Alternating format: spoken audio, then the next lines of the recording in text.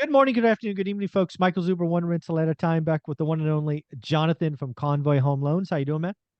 Amazing. How are you?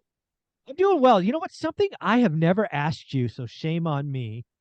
Given your 10 years in the business, is um, you have repeat clients and clients you've seen over the last 5, 6, 8, 10 years through a real estate cycle. I'm curious when you have relationships and you go to lunches or dinners and you're not doing business, you're just talking. What traits have you seen in successful investors? People that just keep coming back. What are some traits you've seen? That's amazing. An amazing question.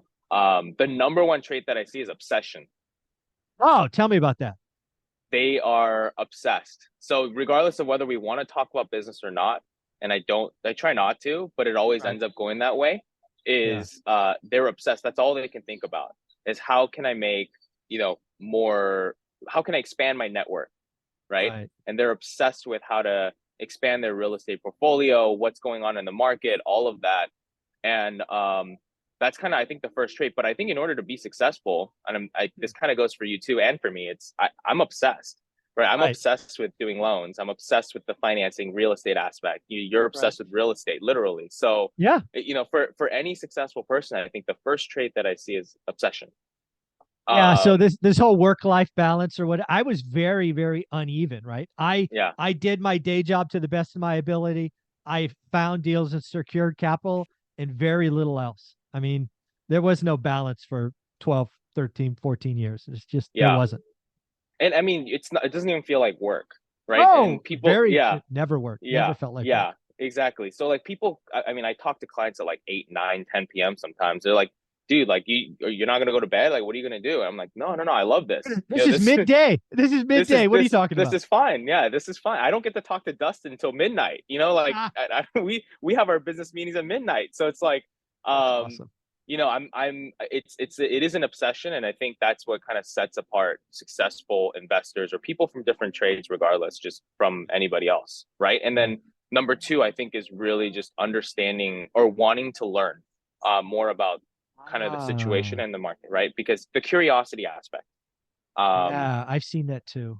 yeah, they feel like they feel like they can always learn more from someone else. So instead of thinking like I'm better than you, my net worth is 30 million, I Mhm. don't need to listen to what you're talking about.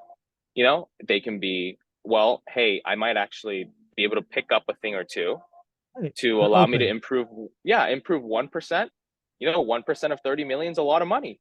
So it's like, you That's know, 300 grand, man. That's a G Wagon yeah, all by itself. exactly, exactly. So I think that's the other very pronounced trait of very, very successful people is they're very humble about where Yeah. they are, and they're like, hey, I can learn more. I Yeah. just want to improve by 1%. Yeah. I think there's two things in that that I think are very, very interesting. And I've seen it as well, right? I network with lots of millionaires. Not I have a couple of friends that are 30 million and above, but not many. So most of my friends are kind of like 5 to 15 range. Which is a lot. But well, yeah, which is a lot, right? But Yeah. still that's I can't think of one of them that feels like they're done learning. They're all hungry, like the 1% better idea. Hmm.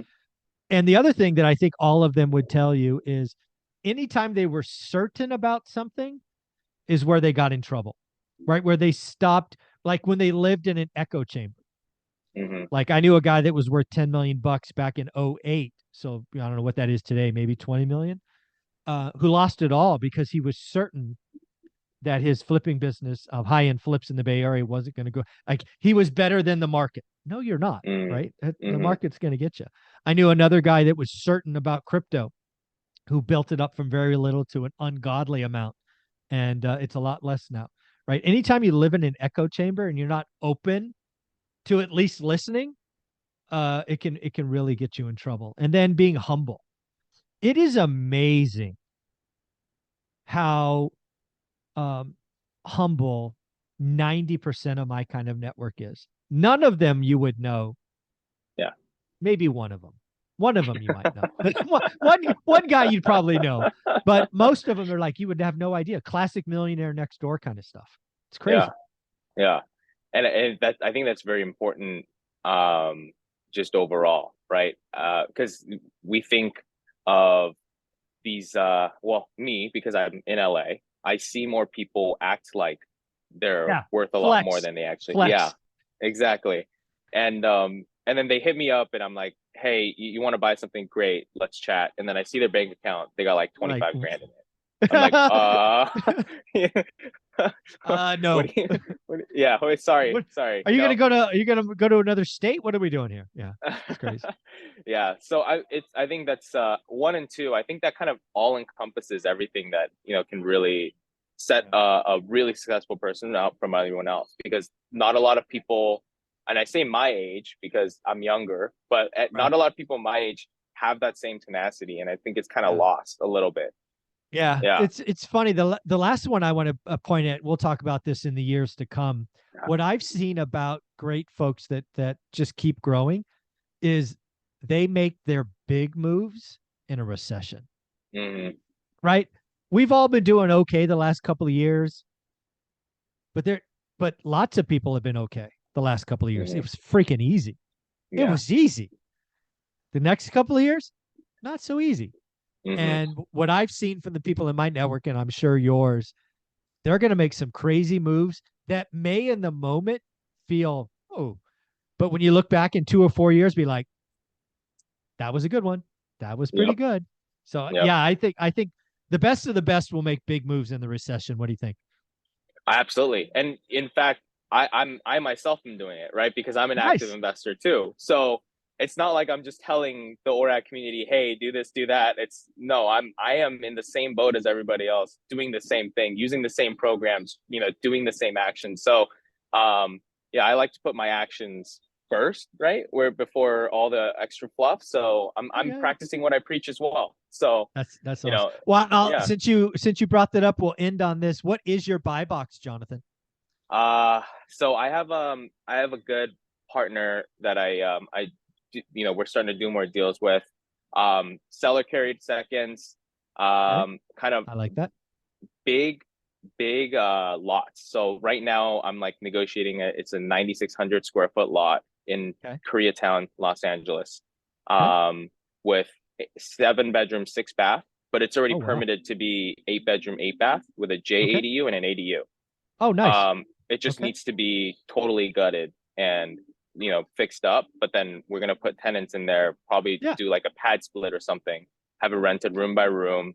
Yeah. Um, One of my buddies has a school, so we might sign up with the school to have students constantly run through it, and Nice. then Airbnb the ADU in the back that's being Yeah. custom built. Yeah. ARV is like 2.2, 2.3, and I'm buying it for like, or I'm trying to buy it for like 165. So there's a lot of spread there. So Yeah. I I love mean, it. it's LA. You live It's it. You LA. live. Yeah. Don't ignore the price points. The Yeah, fact yeah, is, he has a exactly. buy box and he's doing the work. Exactly. Exactly. It's LA. It takes a lot longer to do the deal because the capital that's needed to do the deal is so much more. But Yeah. it's I think I'm literally living out what I'm Yeah. telling other people. Yeah. And That it's is great. so I love awesome. it. Yeah. That's so awesome. Well, Jonathan, thank you for being a part of One Rental at a Time all year. Oh, I guess we will talk one more time. I guess we'll talk next week, the Yep. 28th. Yep. So, or 29th. Anyways, Jonathan, thank you so much. Where can people follow you, reach out to Convoy, and see what's what? So go to convoyhomeloans.com and Yep. then let us know you're from ORAT. There's a drop down, whatever, however you want to fill it out. Let us know you're from ORAT so you get Dustin or Jonathan, me, to reach out and speak to you. Awesome. Thank you so much, Jonathan. Thank you. Talk to you soon.